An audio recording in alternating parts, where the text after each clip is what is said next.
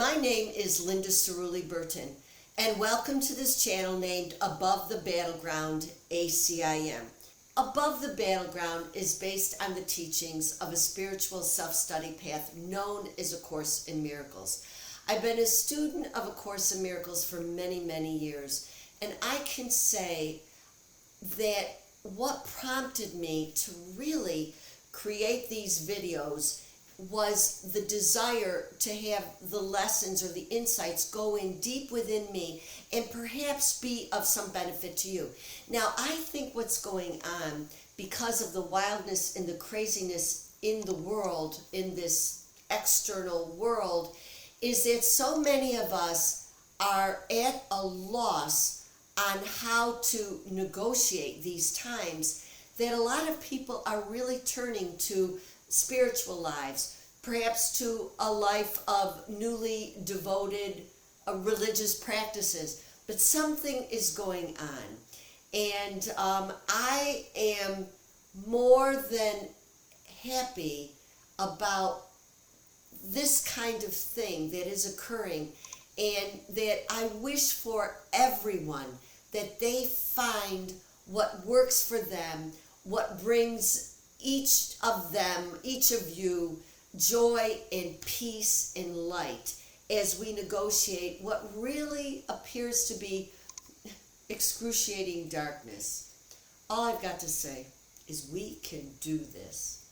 So recently I became enamored, or I should say obsessed, with watching videos. They were like book videos, you know, where people share the greatest, their top 10 books that they really love, you know, just, and it's so interesting, you know, to watch these. Well, recently I came upon a number of these individuals who were putting out videos on annotation. So let me share with you a definition of annotation from Oxford. A note of explanation or comment added to a text or a diagram. So as I was watching all of these different videos, these different people were sharing their methodology. So I became, as I said, just very obsessed with what they were doing, and so I had to get everything, you know. So let me show you what I ordered. I ordered multicolored tabs to identify words or phrases or sentences in what I was reading. So you'll have to trust me, there's a lot of them there. Then I bought little stick-em notes. Okay, little stick-em notes. Then I also bought medium-size stick-em notes. And then I bought larger stick-em notes. And then, okay, I had to buy more magic markers. But it didn't stop with that, because when I go crazy, I do go crazy. So then I had to buy a book bag. And the book bag will have different pockets so that I can put, okay, more magic markers. So I can put in more stick-em notes, you know, different sizes, you know, this kind of thing. And then, oh yes, the books. Okay. So, I want to share with you some of the things that I did. And yes, I know I'm crazy. And I don't do it all the time, but you know, sometimes I'm led to do it. And all these obsessions sometimes can cost me a small fortune. When I decided that I wanted to comment on the material that I was reading in A Course in Miracles, a couple of realizations. The textbook that most of us use for A Course in Miracles, published by the Foundation for Inner Peace, has very, very thin pages. And I think it's obvious because of the thickness of the book. If you didn't have thin pages, it could not be contained in a single volume. And so what happens is that when you are operating with thin pages, the best thing really to do is to use a magic marker that is not so heavy, that wouldn't saturate through to the other side. And of course, thinner versions of magic markers would be called for. Another thing that I decided to do was to color code. And that would mean that I chose two colors.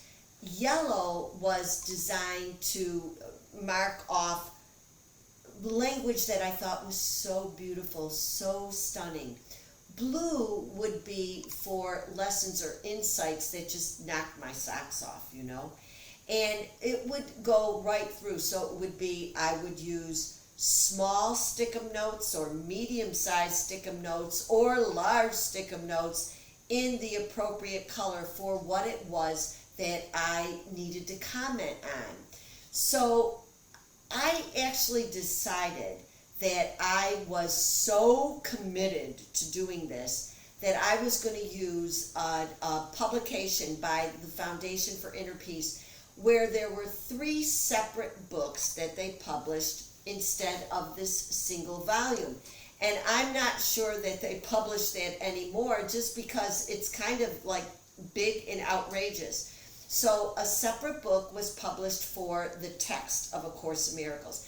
Then another book was published for the workbook of A Course in Miracles. And finally, there needed to be a separate book for the teacher's manual. And of course, all of that is contained in a single book that most of us use. So I decided, though, that I was feeling that I really wanted to make this giant commitment, and I didn't want to worry about my pages. I just wanted to go for it. And so I decided to use the version that I had of the lessons or the workbook where it was thicker pages. And I want to share that with you. So I want to show you a couple of pages that I annotated or talked to myself, if you will. Okay, here you see how incredibly crazy. Here's a couple of lessons where I got excited. And then there's more. And then more with a big stick-em, because I had a lot to say. So really, in the end, it's like you're talking to yourself about what it is you are learning and gleaning from it. And so I wanted to share a little bit with you, okay? I was shocked. Now remember, I have done these lessons. I did them multiple times, you know, in the first 10 years of my exposure to A Course in Miracles. But truth is, as time went on, and of course there's no requirement. You could do them once and that's fine. You could do them every year. It's your direction. It's what works for you. But it had been a long time since I had done the lessons. And I was newly shocked at what came out when I decided that I literally was going to talk to myself while I was learning, while I was reading.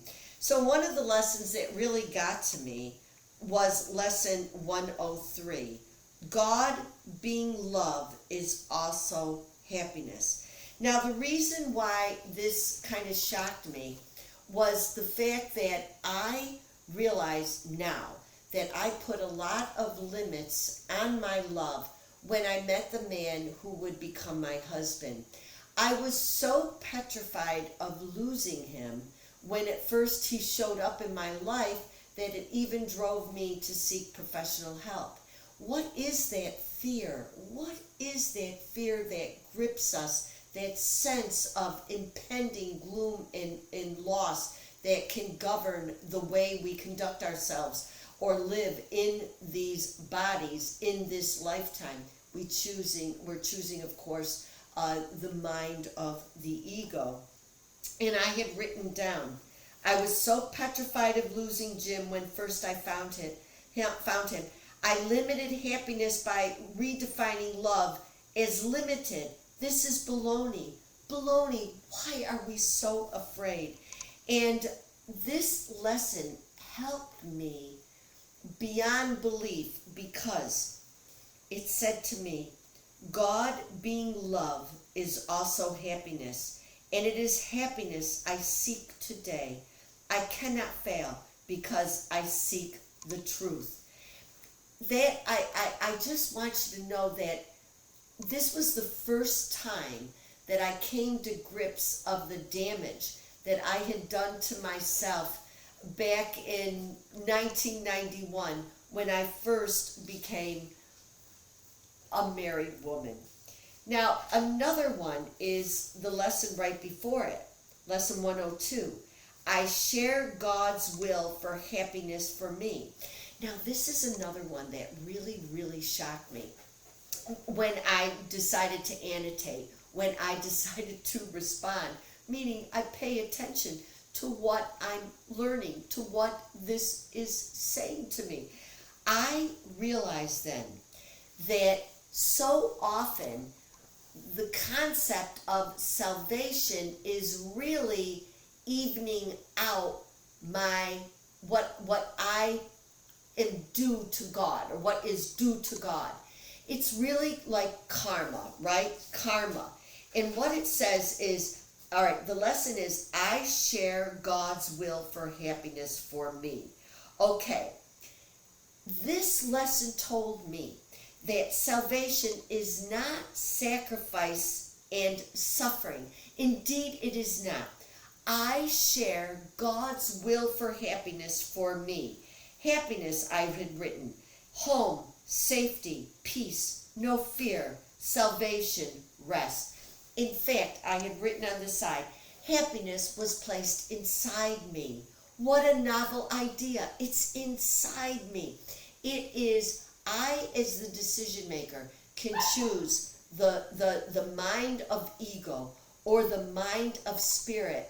When I choose the mind of spirit and the absolute total love of God for me, I then am experiencing true joy, true peace, true happiness. So I'm telling you that I just was beyond the beyond.